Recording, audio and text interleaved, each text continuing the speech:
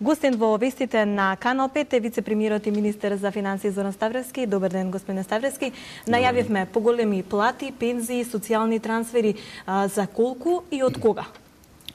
Токму така, буџетот за 2015 година обезбедува исплата на зголемени плати, зголемени пензии и зголемена социјална помош.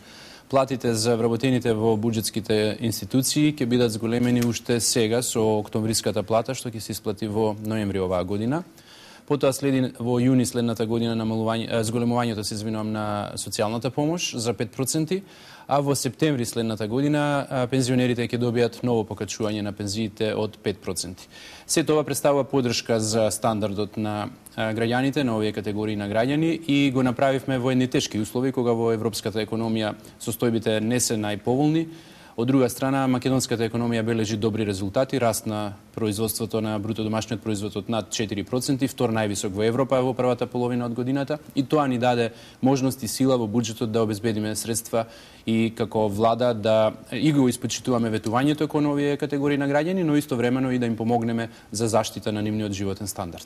Така, овој предлог за 2015 година ќе значи придобивка за стопанствениците, па и за приватниот бизнис, на кој начин и што е со капиталните инвестиции?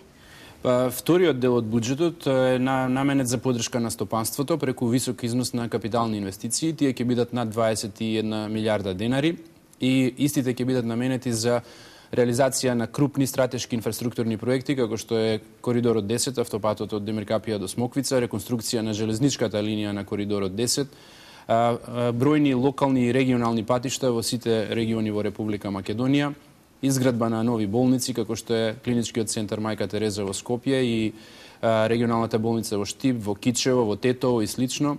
Реализација на водоводи и канализации во многу населени места во Република Македонија, нови училишта, реконструкција на училишта, изградба на спортски сали, изградба на културни објекти, се тоа што може да го подобри животот на граѓаните и од друга страна исто така да обезбеди поголема конкурентност на македонското стопанство преку подобра инфраструктура.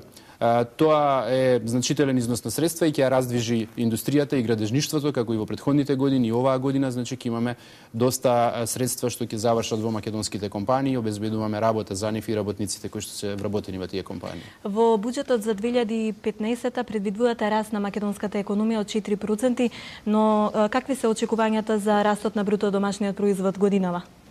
Во годинава имавме одлична прва половина од годината. Како што реков, втор најдобар резултат во Европа. Велика Британија има само повисок економски раст од Македонија. Европската економија има само 1,2% раст, ние остваривме 4,3%. Тоа покажува дека имаме здраво поставени политики, дека овие два столба на економските политики на владата, тоа се високиот износ на капитални инвестиции и инфраструктурни проекти, и второ, привлекување на странски инвестиции преку роудшоу, преку посета на земји и инвеститори, покажува дека дава резултати и Македонија заради овие политики на владата остварува добри резултати, така да мислам дека ќе ја завршиме сигурно годината некаде со стапка на раст меѓу 3,5 и 4%, што повторно би било меѓу најдобрите во Европа, и тоа возможува да се креираат и нови работни места и да се намалува невработеноста како наш клучен проблем и клучна цел. Така, постојат ли ризици од можна криза во Европа и нејзино преливање во Македонија? Какви се вашите размислувања? Па во Европа има првични знаци на забавување на економската активност, има германското стопанство што е локомотива на растот во Европа, во вториот квартал од оваа година не беше во добра кондиција и во неколку други земји има намалување на индустријското производство. Сето тоа е на некој начин поврзано и со политичките тензии во Украина и слично. И може да се очекува, бидејќи тоа нема да заврши брзо, дека овие движења и во следниот период ќе влијаат врз нивото на економска активност во Европа.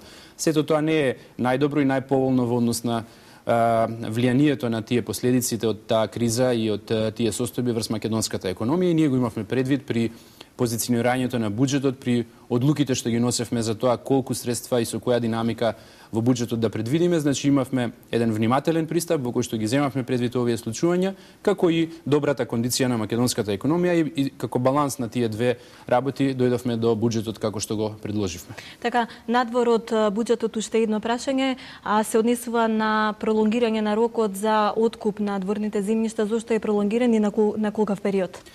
Точно, имавме предлог за измена на законот кој што владата го усвои, денеска е доставен во собранието и беше предложен за пролонгирање на рокот за приватизација на дворните места до средината на декември, до 15 декември оваа година. Тоа го правиме од две причини. Првата е да се даде малку дополнителен рок уште за, да би рекол, последните граѓани кои што не успеале претходно заради отсуство од земјата и слично да го приватизираат дворното место. И второ, затоа што во меѓувреме имаше од страна на катастарот дополнително изложување на земјиште кое што претходно не било изложено и за тие граѓани да можат и тие да искористат оваа шанса за приватизација на дворните места по цена од 1 евро по метар квадратен. Дадовме едномесечно пролонгирање на рокот, но на средината на декември, значи, истекува таа можност и апелирам граѓаните да ја искористат. Така, јас ви благодарам за времето што го одвоивте да гостувате во естите на Канал 5. Пријатно.